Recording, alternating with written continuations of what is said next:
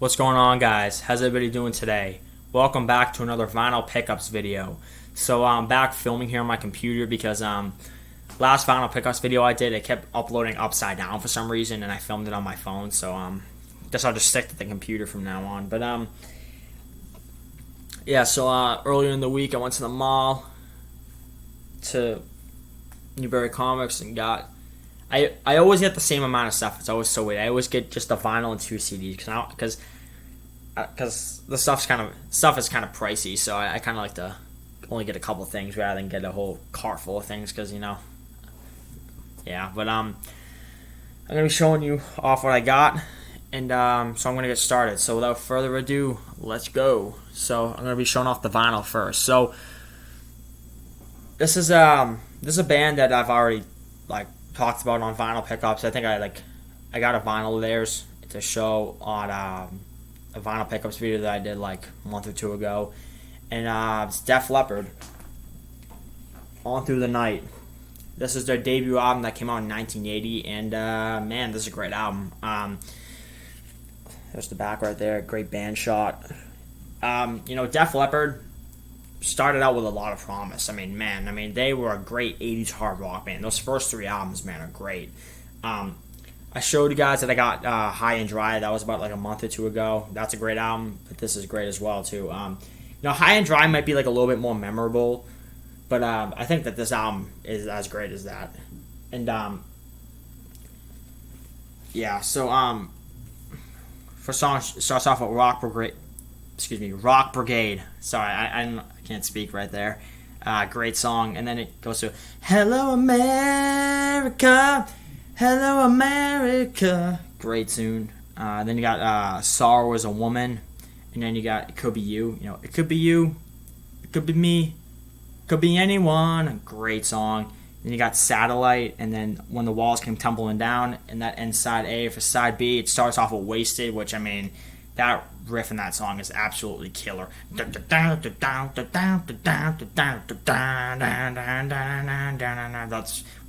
best songs on the album. One of the best Def Leppard songs.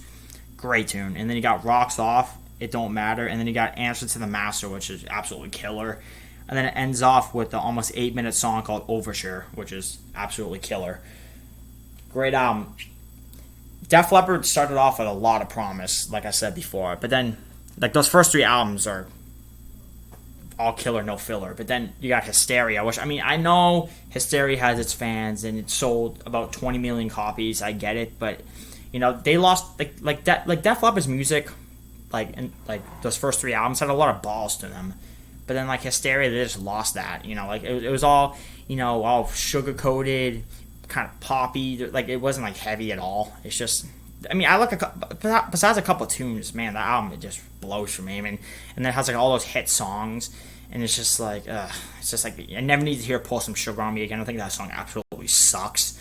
But then after Hysteria, man, they really fell off. They released dud after dud after dud after dud, and it's just a band that just really went downhill. And what sucks is that after Steve Clark passed away, they got Vivian Campbell, and Vivian Campbell, great guitar player. He played on those first couple Dio albums, and those first couple Dio albums are some of the greatest heavy metal albums of all time, and even he can't save Def Leppard. But man, just a band that fell off.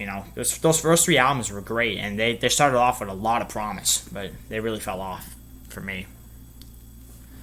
But yeah, so I'm gonna show off the CDs now. I got two of them, like I always do. But so I saw this CD in the store. I've been always meaning to get into this band for a while, and then I saw the CD in the store. I was like, you know what? Why not? This is it's a great time to start getting into them, and that's Rat. Invasion of Your Privacy. I saw this album cover in the store, and it has this gorgeous woman on it, and I'm like, you know what? I need to have this in my collection.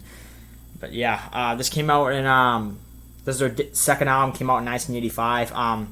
Their debut is always talked about as the classic of their catalog, but I think this is as I've actually never heard the debut in full before, but this is the first ever Rat album I've heard in its entirety, and man, this is a great album. I really dig this a lot. For a lineup, you got Stephen Pearcy on vocals. You know what? He's got a very unique voice. like he's not. I don't think he's one of the greatest singers of all time, but I mean, I really think he fits this band's music a lot. And then you got Warren DeMartini on guitar. I mean, Warren DeMartini is one of the great shredders of the '80s. I mean, that guy is absolutely awesome. You know, great player. And then you also got Robin Crosby on guitar, who's also great as well. I think he passed away, I think, in 2002. You know, rest in peace. And then you got, I think his name is Juan Crucier. I think that's what his name is on bass. And then you got Bobby Blosser on drums. That's their classic lineup, you know, on, like, their classic albums like this. And, like I said before, this is a great album.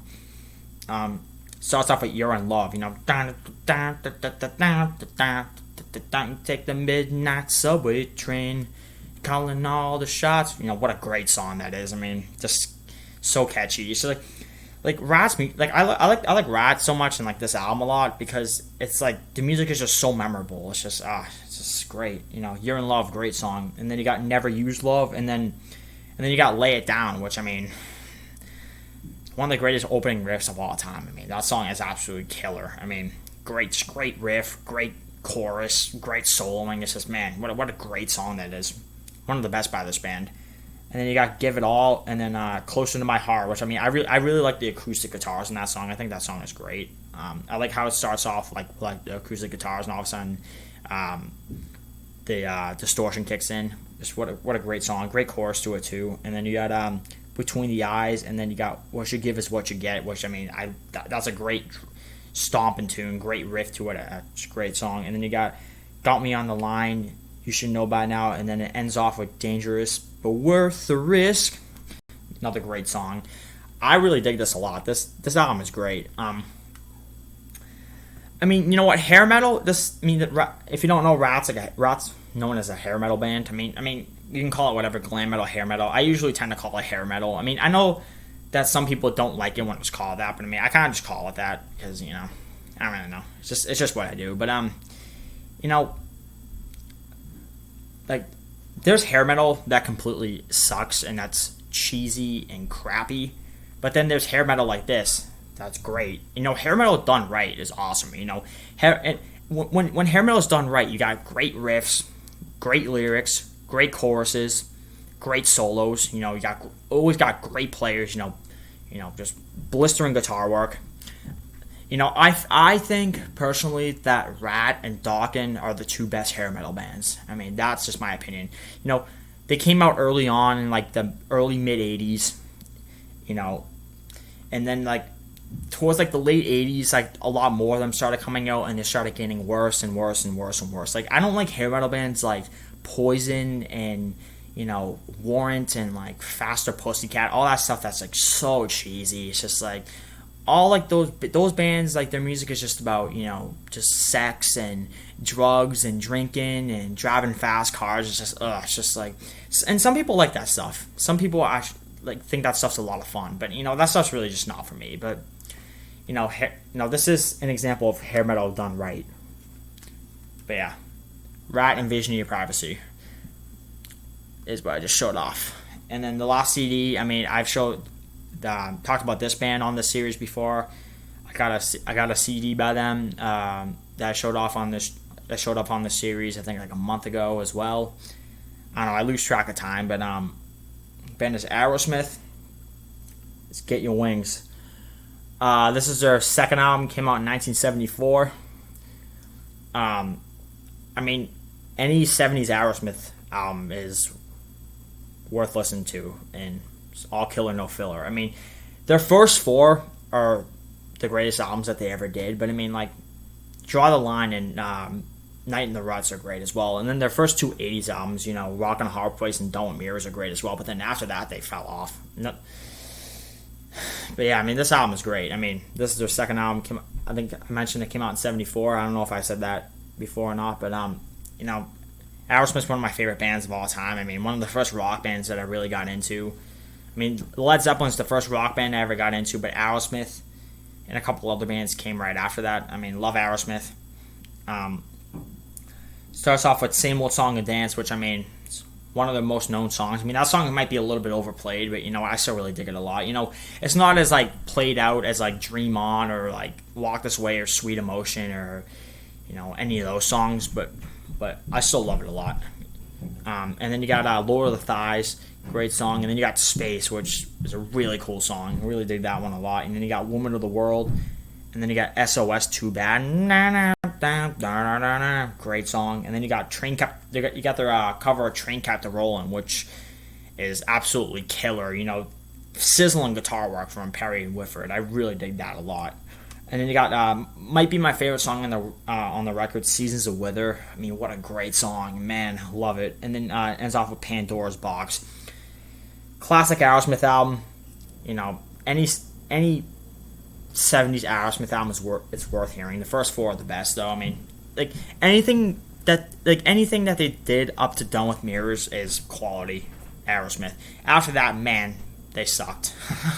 You know, they started, you know, cranking out hit singles, you know, started getting played on MTV, started getting played on the radio, you know, all those songs that they, like all those like late 80s, early 90s stuff that they did, you know, like freaking Dude Looks Like a Lady and like Ragdoll and Love in an Elevator and Jamie's Got a Gun and like freaking Crazy, Amazing, Crying. Oh, it's just all terrible, man.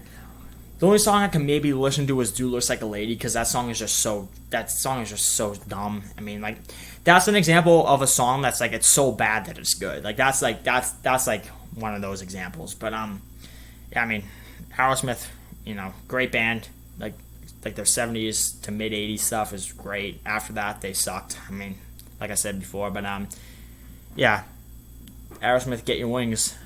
But yeah, so that's it. Thank you guys so much for watching. I really appreciate it if you guys would subscribe, turn on post notifications so you never miss one of these videos, and I will see you all next time. Have a great night, everybody. Peace out. Rock on.